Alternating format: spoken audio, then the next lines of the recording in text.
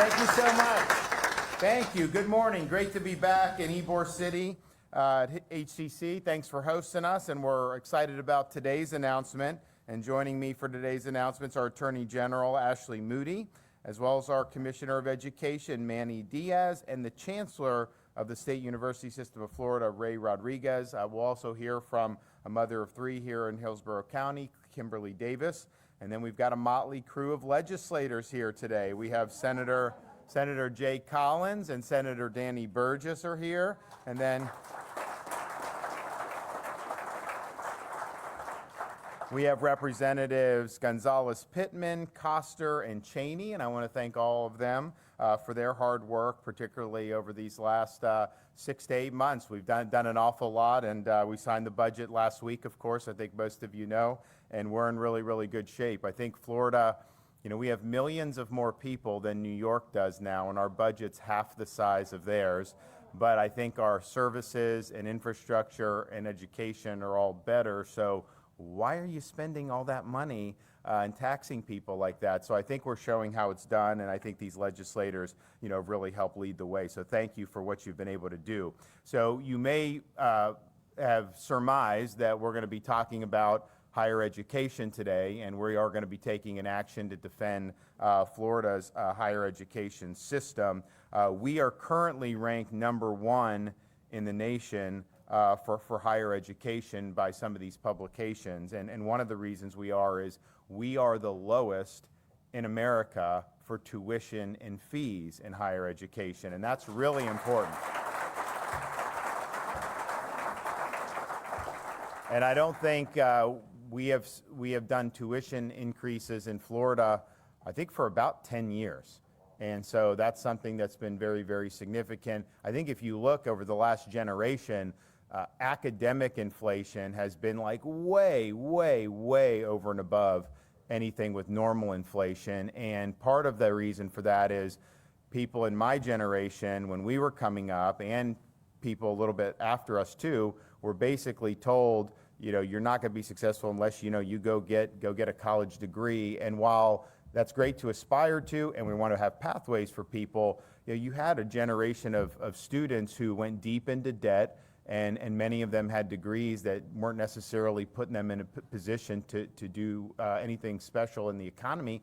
We had a generation of kids end up in jobs they could have at a high school with $50,000 to $100,000 in debt. And so that is not a good way to go about this. And the tragic thing of it is a lot of the loan money that would go and be available would help lead to pressure to increase tuition because they knew they could get money. And then the money they were getting with increased tuition was not improving the education outcomes. It was increasing administrative bloat and things that really had no direct impact on the quality of education. So I think that the tuition increases we've seen around the country, huge increases, massive loans, massive debt, that is not the way to do it. So I'm proud in the state of Florida that we're making this affordable for people. If you are in state going to a state university and you have good marks in high school and test scores, you get a full tuition scholarship with Bright Futures. And even if you're not at that level, maybe you get 75%. So we're really making it, I think, attainable for people. You can go get a high quality education and not be $100,000 in debt. That sets people up for success. And it's not just our universities. Our state college system has been increasingly nimble about identifying the type of skills that are in demand and that make a difference in the economy, and then applying programs so that we're able to meet those needs. And we rely on our state colleges to do that. We've expanded things like commercial driver's license. We used to do 600 truck drivers a year in Florida. Now we're up to 3,500 we can produce a year in the state of Florida. And guess what? If you get that, you're probably going to make $100,000 to start. I know you do at Walmart. I think they do $110,000 there. And there's a whole bunch of other things, nursing programs, because we know we need more nurses, all these other things that we're really proud of, but we're proud that we're doing it in a way that's attainable for people and affordable for people. We are #2 in the nation for our 2-year graduation rate. Obviously, that's a testament to our state college system.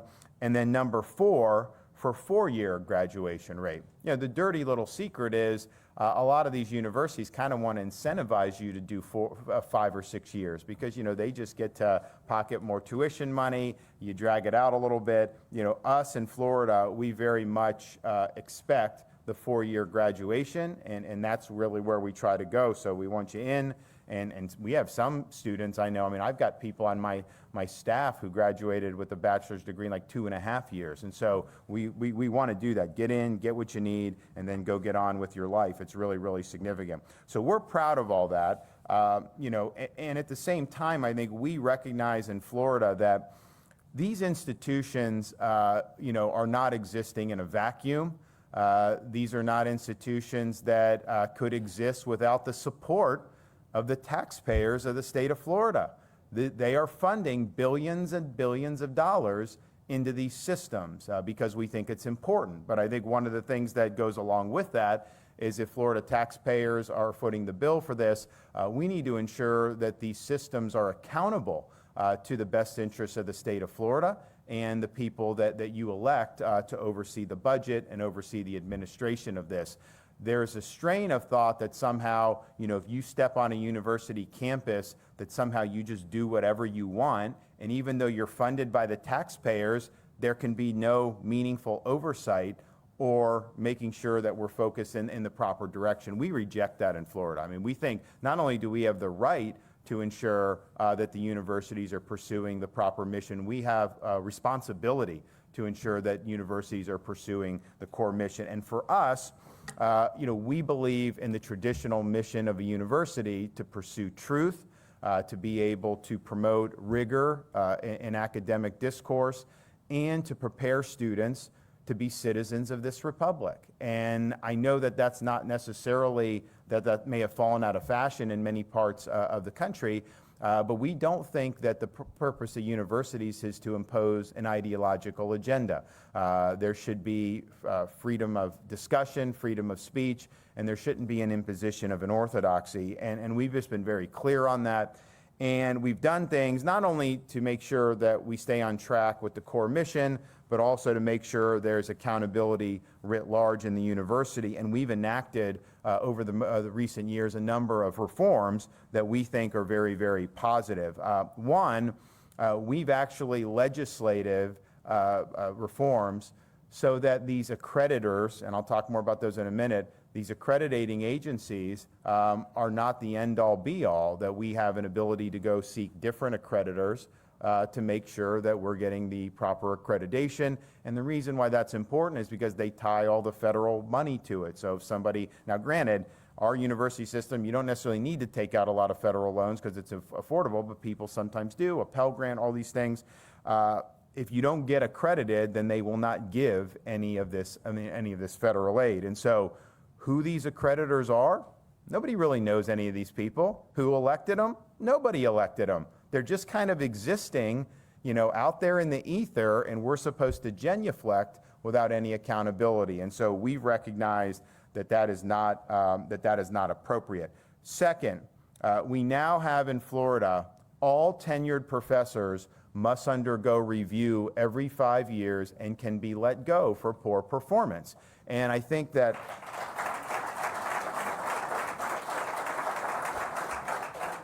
if you talk to people who are wise in the ways of these world, they will tell you that one of the most significant dead weight costs in a university is unproductive tenured faculty. And so, you know, our view is you know, this is an appropriate check and balance on trying to prevent that. On the one hand, there is a role for tenure, and because we thought about, should we just not have it at all?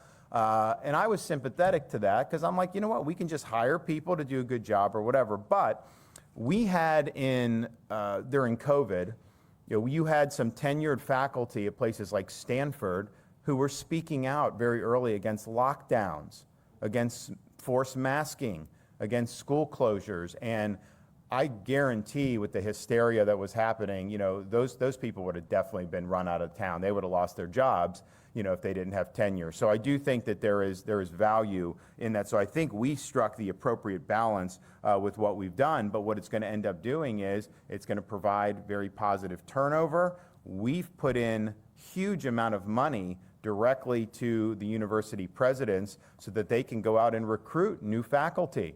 So, you're in University of Florida, you want to go to MIT, bring somebody to come engineer, you can do it. It's almost like free agency. And so we're giving money to be able to do that. And I think that that's going to be something that's very significant. We've also done great work to ensure seamless transitions when you go from state college to university. Very important that we keep that pipeline going. We have NICS, so-called DEI, at universities in the state of Florida. I mean, we believe in treating people as individuals. We do not believe in divvying up, and it should be based on merit and achievement. And that's where we're going in the state of Florida. And I think a lot of states are now going to be following suit with that.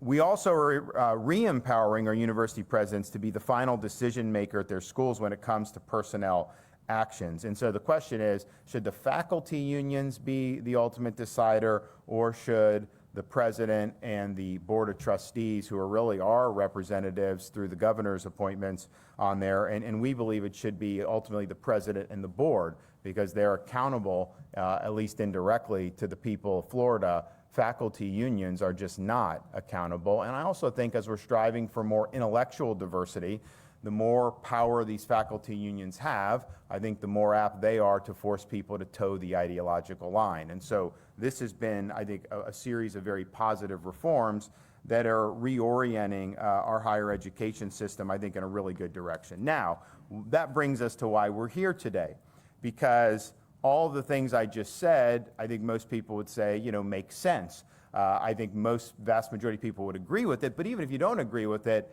I think clearly these are reasonable policy choices that we're choosing to pursue. Well, these accreditation agencies don't believe that. They believe they know better than the people of Florida.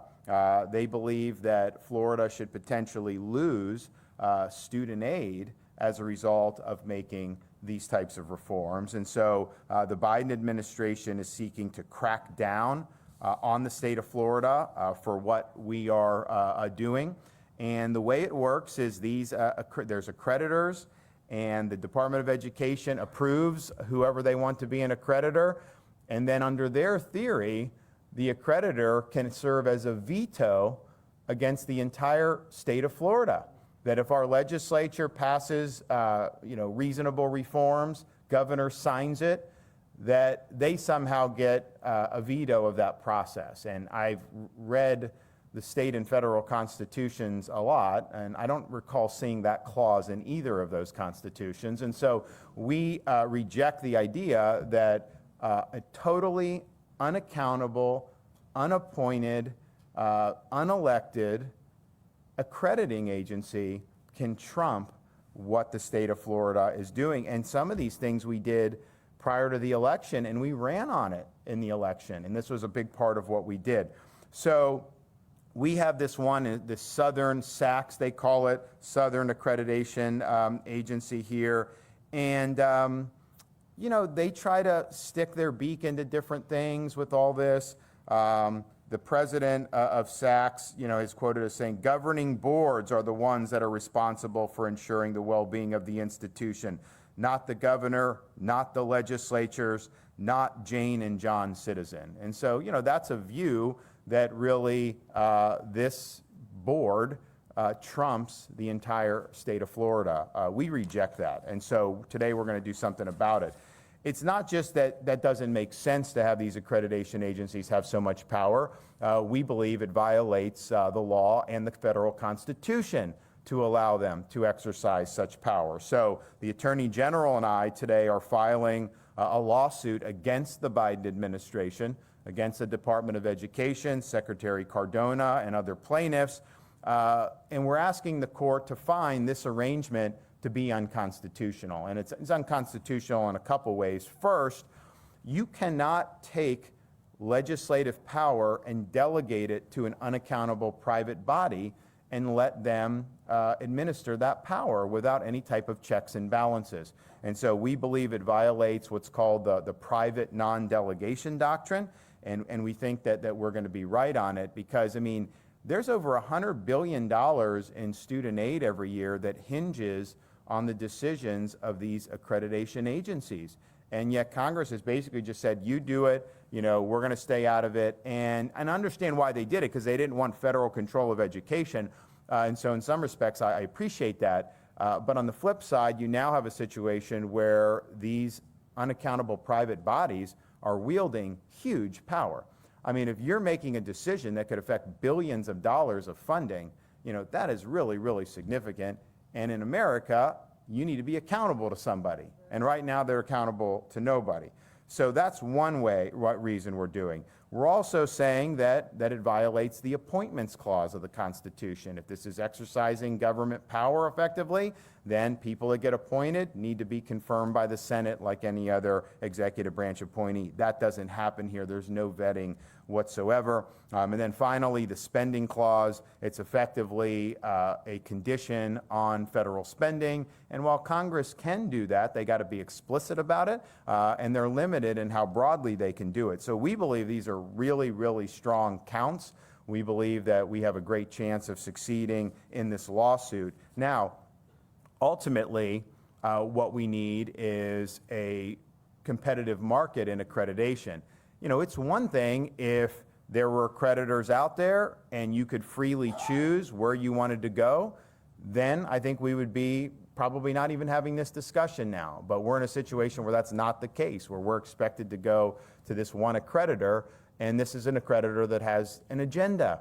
And why should that agenda be our agenda? Nobody voted for that agenda. They did vote for the agenda in the legislature and what we've signed into law. So I think it's important because it shapes how our institutions of higher education operate. And so often they have to do things to please accreditors. And so if the accreditors really want to move the institutions in one way, right now, they basically have the authority to do it. And so we're going to put a stop to that, and we're going to make sure that ultimately our institutions are going to be governed by the best interests of the people and the best interests of the state.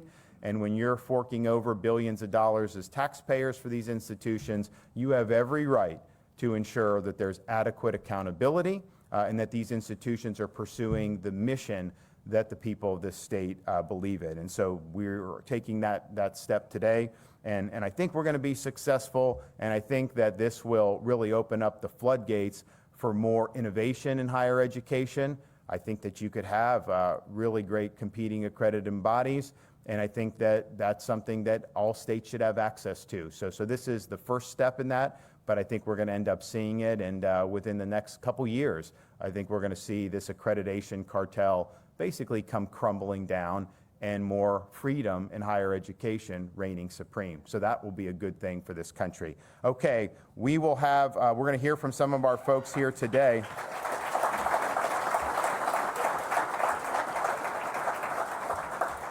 We're going to hear from some of our great folks today. So first, spearheading the effort today and following the lawsuit, I believe down in Fort Lauderdale. Is that where we're filed? So the lawsuit filed down in Fort Lauderdale in federal court, federal district court, is our Attorney General Ashley Moody, and she's got a pretty good record going against the Biden administration. So let me remind you. Thank you, Governor. I believe the governor's comments and introduction of what we are trying to do shows why Florida is leading the nation on so many of these critical issues in our states. In fact, I cannot think of a governor or any leader who is more diligent when in his gut he questions the nonsense of something, or when he sees why something has been set up for so long and a practice has been entrenched for so long, and he said, that doesn't make sense. We can't govern like that.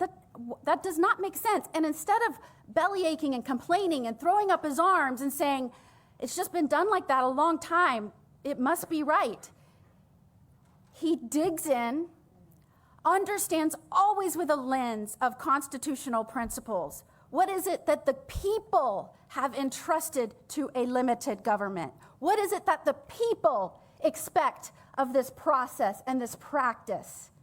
And is it even lawful? And I cannot tell you how many times when we've had these discussions, when he has a sense that something isn't right or something isn't legal or something isn't permitted under the Constitution, and we dig in, sure enough, he says, let's get them, let's go. And I saw it uniquely, always, Governor, and I don't want to say that I didn't, but especially during COVID. Especially during COVID. People would make generalized pronouncements. They would enact practices and policies, and he would say, that just doesn't feel right. And that is because he is a true leader that respects our Constitution. And more than that, he understands that that Constitution is the permission slip that we, the people, gave to this government. And so today,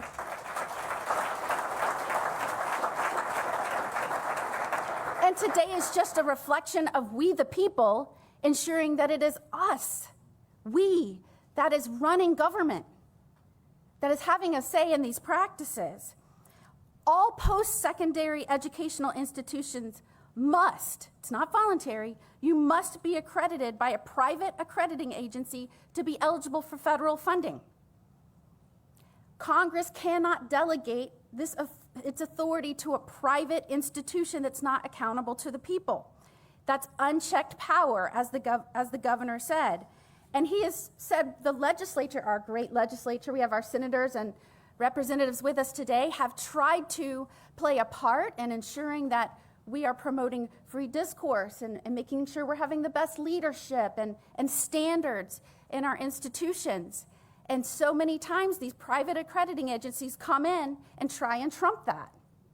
That didn't feel right.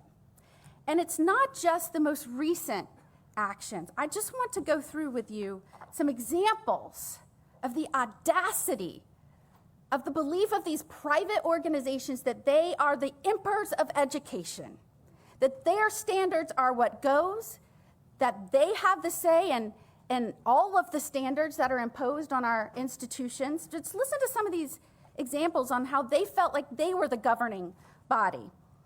In 2021, they threatened the accreditation status of FSU because the Florida Board of Governors was considering our Commissioner of Education for the FSU president, for a single university. They said, and I quote, "It endangered the institution's access to federal financial aid."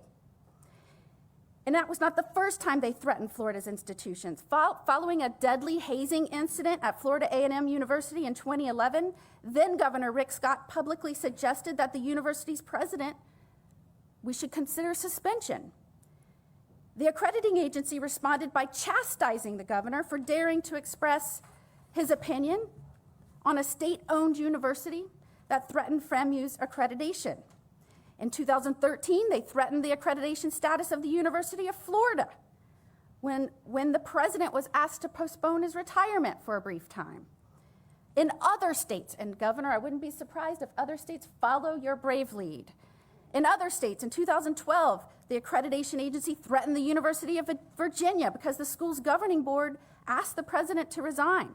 In 2019, they threatened the University of South Carolina because Governor Henry McMaster, who, by the way, served as a member of the school's board of trustees by law, was involved in selecting the university's next president. And more recently, they picked a fight with the University of North Carolina, UNC, over the creation of a new program, which was voted on by the UNC Board of Trustees that promised to hire professors from across the ideological spectrum and was designed to end political constraints on what could be taught in university classes. The officials said, we'll either get them to change it or the institution will be on warning. We assume institutions are innocent until proven guilty.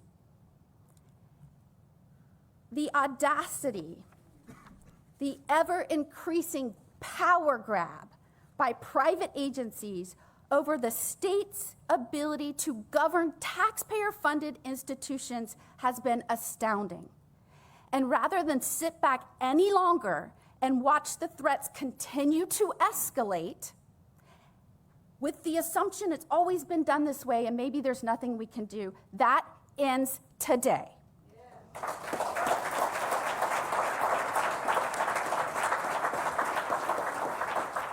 It is unconstitutional, it is illegal, and with this action we are taking back the power to oversee our institutions by the people that fund it and this great state rightfully. And thank you, Governor DeSantis, for your bold leadership. Okay.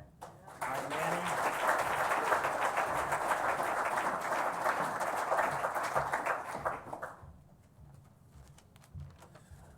Thank you, Governor DeSantis and Attorney General Moody. Governor DeSantis, through your leadership, it's clear why we're #1 in education. And this is an example here where the lawsuit affirms the principles of federalism. How can a state and a legislature that's duly elected, a governor that's duly elected, sign policies and have one single accreditor hold our institutions hostage? It is best for each individual institutions, both in the state college system and in the university system, to be able to seek the accreditor that best fits them and to end this monopoly so that this extortion cannot go on at the hands of a private entity, and what's best for the students of Florida and the taxpayers of Florida. So I applaud Governor DeSantis for his leadership.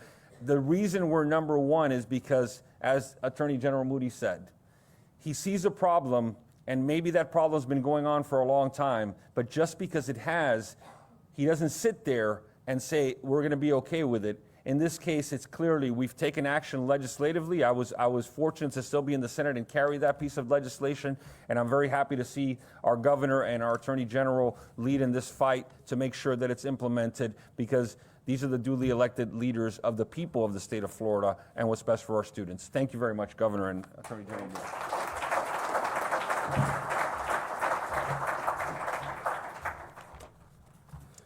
Good morning. Governor, I want to thank you for your leadership.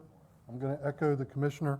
Actions like these demonstrate why you're America's governor, because while you're taking action to protect Floridians, the entire country is ultimately going to benefit from this action. I know for many of you this is a surprise that we've come up today and announced there's going to be litigation against the U.S. federal government. And many of you may think it's coming out of nowhere. I'm going to take just 2 minutes and give you some background, because this has been a long time coming. Since World War II, we have been in a situation where there are regional monopolies in the area of accreditation. So depending on where your university or college was located, it was dictated whom your accreditor would be. And because we're in the Southeast, our accreditor was SACS. Under Betsy DeVos as Education Secretary, the Department of Education went through rulemaking, and they blew up the monopoly aspect of accreditation. And in theory, if the Department of Education is following their own rules, we should get to choose which of the regional accreditors we go to. And so that's what's happened here. 6 months ago, the University of Central Florida submitted a request to move from SACS to the Higher Learning Commission as an accreditor. We did not receive a response. Actually, it was 7 months ago that they made their request. We went 6 months hearing nothing from the Department of Education on this response. And when they finally did respond, they didn't give us the answer as they're required to by their rule. Instead, they responded with more questions. And I want to make sure everyone understands, we didn't send a one-page letter notifying Department of Education that University of Central Florida wishes to move. It was a 14-page letter that, section by section, provided the information we were required to by the Federal Code of Regulations and the guidance that had been issued by the Department of Education, identifying why they wanted to move and how it served the interest of our students. 14 pages, plus there was an appendix that was probably another 100 pages attached to that, which was required. There was nothing left out of this application. And yet, 6 months later, we still don't have an answer. The Department of Education holds themselves up as if their action is to protect quality. And that's why they're delaying the response to the University of Central Florida. Did you know that there are nearly 50 four-year nonprofit colleges and universities who have graduation rates of 20% or less, and they're still accredited by SACS? And this is the accreditor that the federal government wants to hold us hostage to and be trapped, only to be accredited by them. University of Central Florida is an emerging preeminent university in our state. Their long-term plan is to achieve the metrics that will qualify them for preeminence and ultimately apply for admission to the AAU, which is the most elite higher education organization in the country. Only 3% of Tier 1 research universities are invited, and yet those 3% achieve over 60% of federal research dollars. That is UCF's long-term plan. There is no regional accreditor in the country who has accredited more AAU universities than the Higher Learning Commission. They are the accreditor that is known for innovation among the 7 regional accreditors. They are the accreditor that best fits the long-term plan for the University of Central Florida and their students. And the federal government continues to obstruct us. Not only do we have all these strong constitutional challenges that the governor has identified and we are going to win, but even beyond that, the Department of Education is not even following their own rule. We are a nation built on the rule of law. The law applies to everyone, whether you're John Q. citizen or the U.S. federal government. And I'm thankful for the Attorney General and our governor to hold our federal government accountable to that principle. Thank you.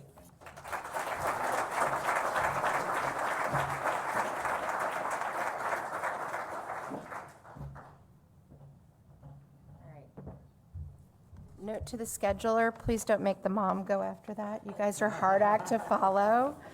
My name is Kimberly Davis. It's an honor to be here. Governor, Attorney General, Manny Diaz, thank you all for everything that you're doing for us. It's an honor. I want to thank you for continuing to stand strong for parents like me and all of us to fight in our fight to protect our children. When my oldest daughter was accepted to UNF, we were very proud. We only toured Florida schools. We were doubly proud when she was offered scholarships from UNF and Bright Futures and federal grants like the Pell Grant. Florida's higher education system is one that I know, FSU girl, go, and one that I trust. We've been #1 in the country for 7 years in a row.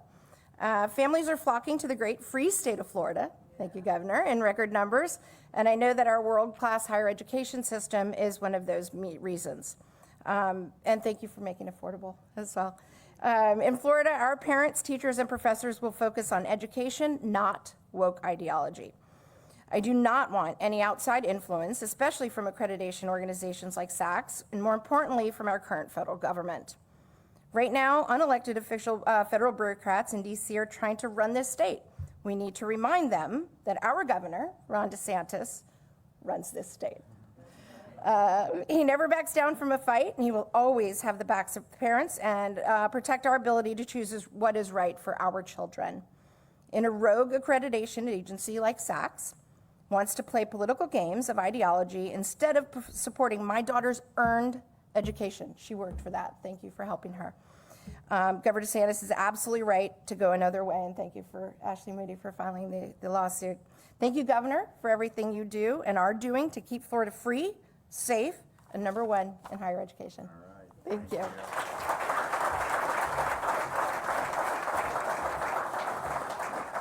You know, we're proud to have led on a lot of issues. We're leading again today, and you know, I was kind of, you know, sometimes like we kind of take it for granted. Obviously, we see people moving here. We see people visiting in record numbers. I mean, you know, they do these political stunts to try to say, don't come to Florida, and they're just trying to attack me. But like, and then like people respond with like record Memorial Day, record all this stuff. So, I mean, I think like the people, you know, trying to stop it just hasn't worked, but you appreciate it when you see some other parts of the country.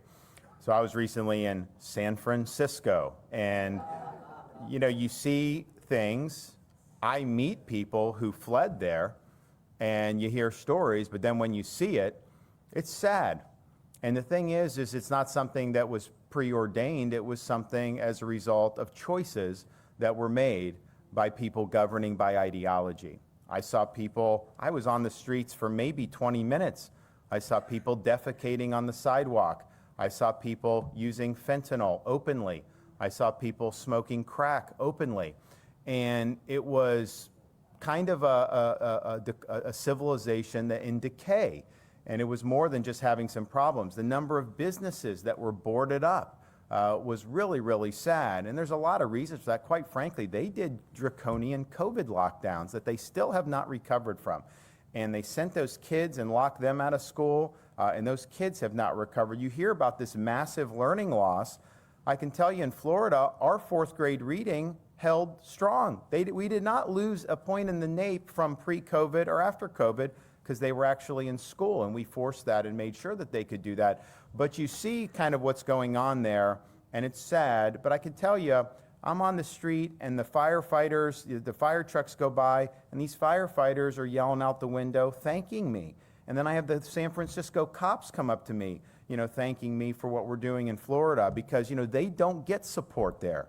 They are not treated the way they need to. And in Florida, we stand up for our first responders. We stand up for law enforcement and rule of law.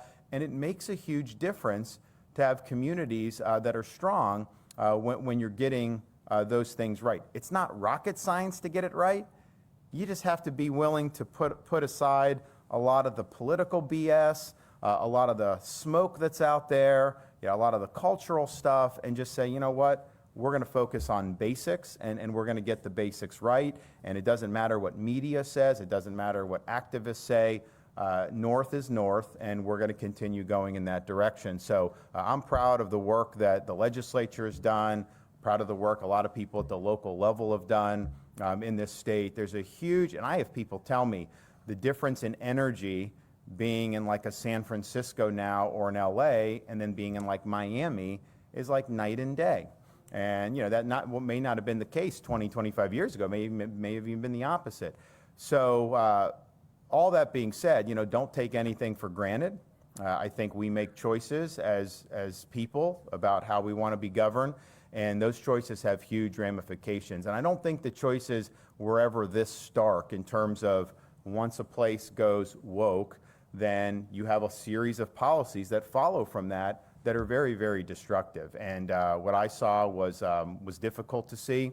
I think that it's just sad to see some place that used to be very vibrant basically be hollowed up. But we all run into people. I mean, I grew up right across the bay. I don't ever remember seeing a California license plate in my life as a kid. Now you see people, you talk to people, they tell stories about leaving and coming all the way across the continent to the free state of Florida. And so, that's a testament to what we've done for sure, and we're proud, but honestly, it's also a testament for them being pushed away. So let's not go down that road here in the state of Florida. All right, we will take some questions. Yes, sir. Thank you, Governor. I have two quick questions for you. The first one being, Department of Homeland Security has formed an academic council, and one of the appointees is Randy Weingarten. And the job of this council is, quote, improving coordination, sharing of actionable threat and security-related information, including threats of violence, as well as targeted violence and terrorism prevention. I want to get your thoughts on that, and also your thoughts about the reports of China opening a base on Cuba. There are a lot of people that have done a lot of damage in this country over the last few years since COVID. But I would say among the most damaging has been Weingarten as the head of the National Teacher Union, because she really led the effort to force schools to close.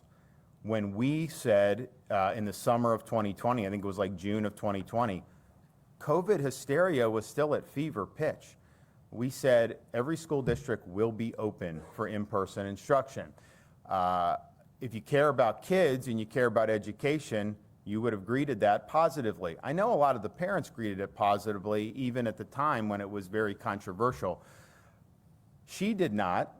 The teacher union did not. They responded by suing us to try to lock kids out of school. They wanted a court to rule that we could not allow kids to be in school in person. And had we gone down that direction, there would have been devastating impacts to our youth.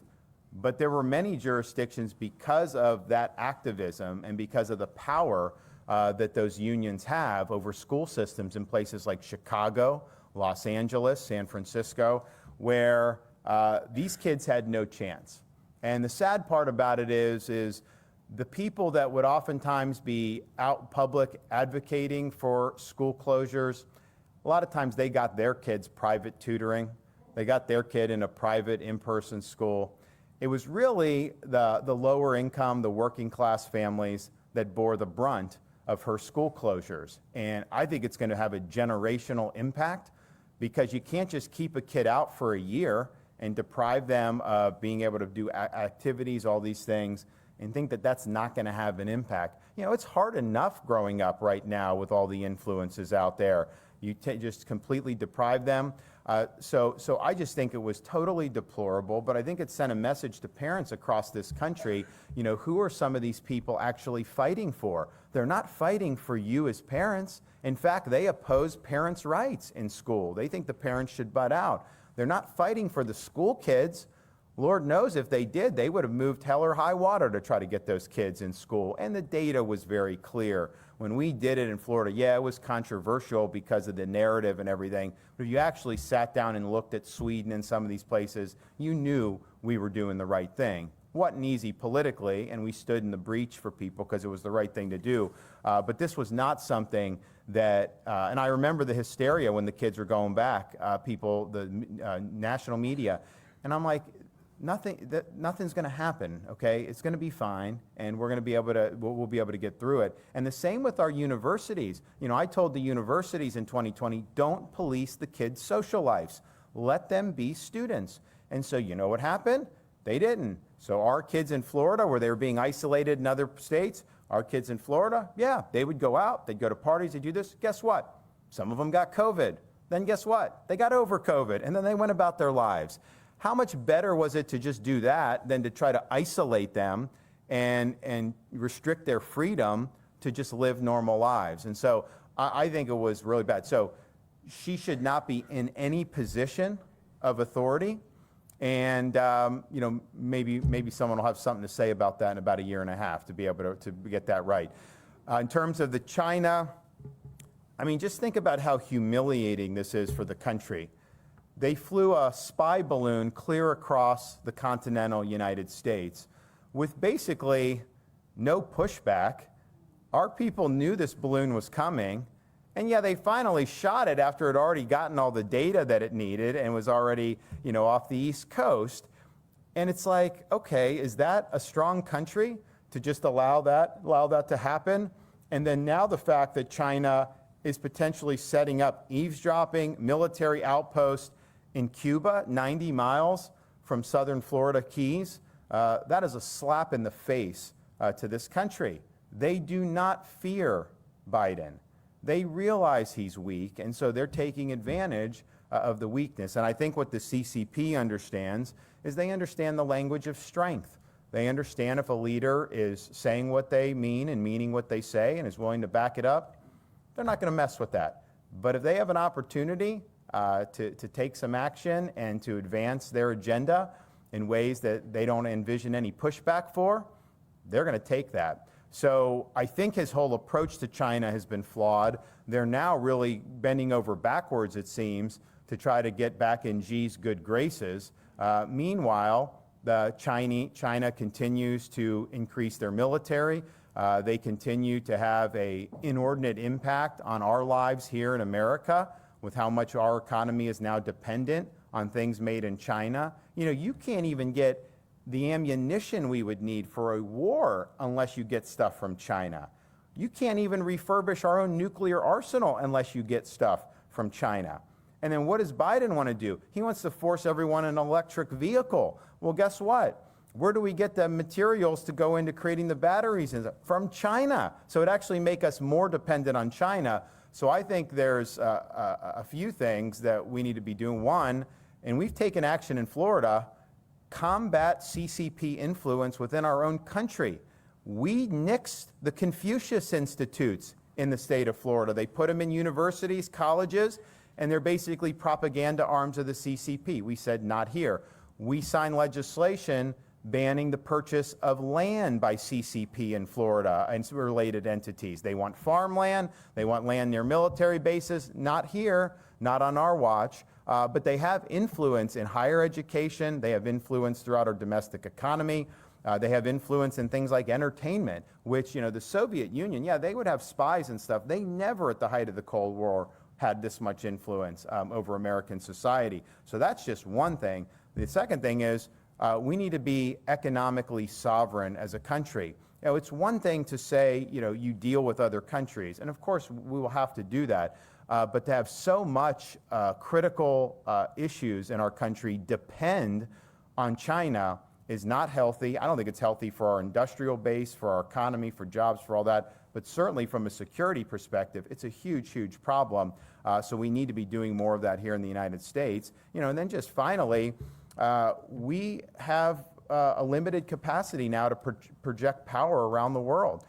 We had about 600 ships in Reagan's day. We got, about 280, 285 now. And if you look at the Pacific theater, I think that is the dominant theater for us in this decade and beyond. And we need to be able to project power. We need to be able to work with Japan, Korea, India, Australia, other allies in the region to be able to check Chinese expansionism and China's ambitions. And it all goes back to a bet that a lot of policymakers made in this country 20, 25 years ago, that if you put China on a pedestal, gave them most favored nation status, put them in the World Trade Organization, that they would become more democratic as they were able to, dump products into other people's markets. And in reality, the opposite has happened. Xi is more ideological than any ruler since Mao Zedong, and he's been more authoritarian than any Chinese ruler since Mao Zedong, and he's used a lot of that industrial strength, a lot of that wealth to make China a near-peer competitor to the United States. And so that was a failed experiment, and now we're in a situation where we've got to dig ourselves out of that and get on better footing so that we're doing what we need to do to protect the interests of the American people. Yes? Former President Trump has continued to attack you, and he did again last night. Regardless of his attacks, do you have that Trump as the GOP nominee? So what I would say is this. When you are saying that Cuomo did better on COVID than Florida did, you are revealing yourself to just be full of it. Nobody believes that. And you know why?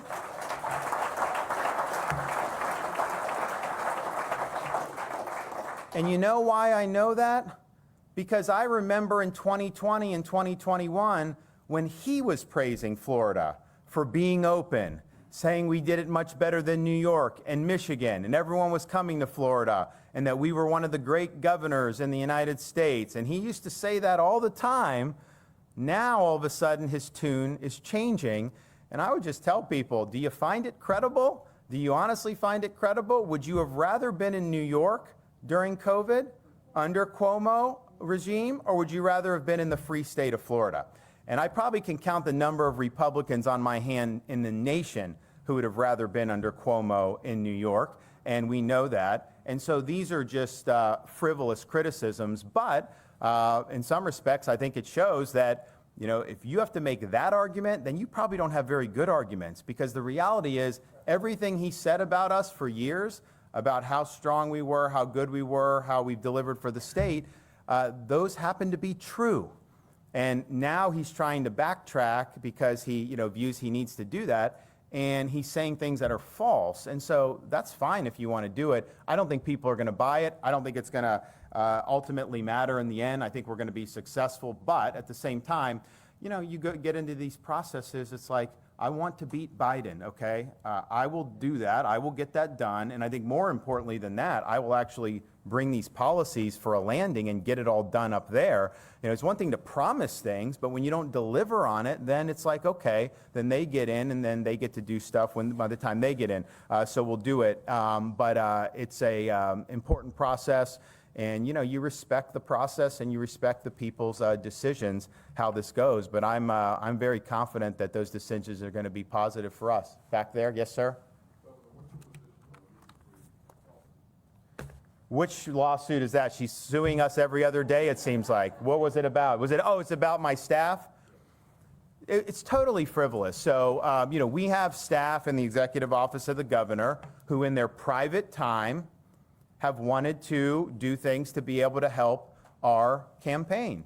And so they've called friends, asked for support, donations, all this other stuff. They have every right to do that. They don't use state resources to do it, of course not. But you have every right as a private citizen to be engaged and to be involved. And I would note, we have I've had 3 chiefs of staff.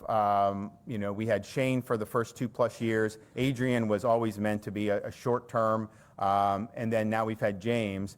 And Shane and Adrian are both huge supporters of our campaign. My current chief of staff in his spare time feels so strongly about it that he's out there helping and rustling up support. I also have on my campaign, my lead policy guy was my chief of staff when I was a U.S. congressman.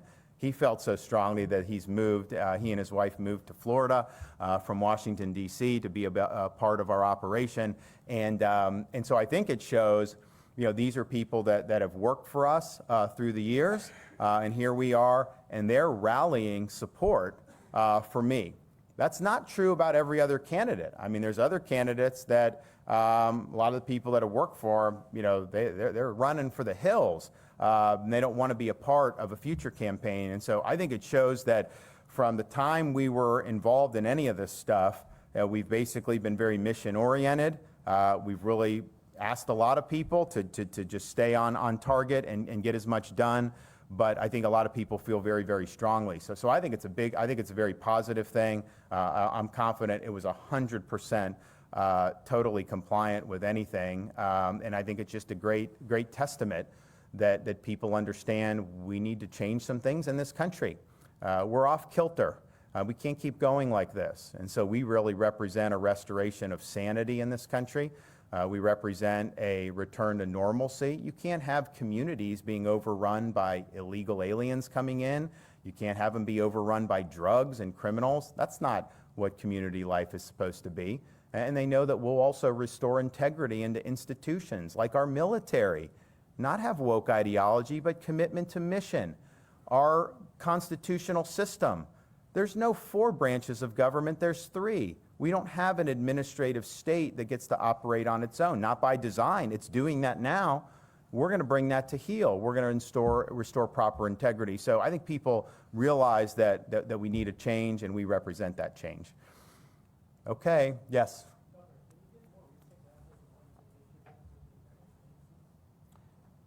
So recent examples. So Ashley ticked off a few there, and she mentioned the Florida State. So that was relatively recent. So Florida State was on a presidential search. Richard Corcoran, who's now the president of New College in Sarasota, at the time he was the outgoing, well, not outgoing, he was commissioner of education, would have left if he got the Florida State job.